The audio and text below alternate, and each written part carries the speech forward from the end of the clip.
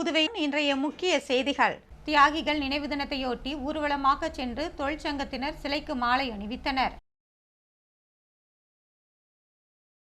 பேச்சுவார்த்தை தோல்வியில் முடிந்ததால் 3வது நாளாக பிஆர்டிசி ஊழியர்கள் இன்றும் வேலைநிறுத்த போராட்டத்தில் ஈடுபட்டனர். புனித புதுமை அந்தோணியார் ஆடம்பர தேரோட்டத்தில் ஏராளமான கிறிஸ்தவர்கள் கலந்து கொண்டனர். ஆடிப்பூர விழாவின் ஒரு பகுதியாக திருக்காமீஸ்வரர் கோவிலில் தெப்பல் உற்சவம் நடைபெற்றதா?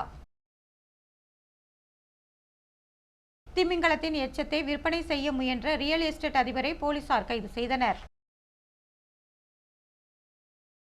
புதுவையில் இரவில் பெய்த மழையால் குளிர்ச்சியான சூழல் நிலவியதா?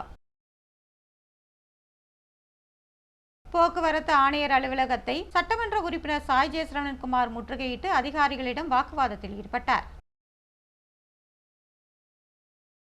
தேங்காய் திட்டு பகுதியில் நடைபெற்ற கிரிக்கெட் போட்டியில் வெற்றி பெற்ற அணிகளுக்கு பரிசுகள் வழங்கப்பட்டன. நடுக்குப்பம் மீனவர்கள் பயன்படுத்தி வந்த தனியார் இடத்தை மீட்க வந்த அதிகாரிகளுக்கும் மீனவர்களுக்கும் இடையில் கடும் வாக்குவாதம் ஏற்பட்டதா?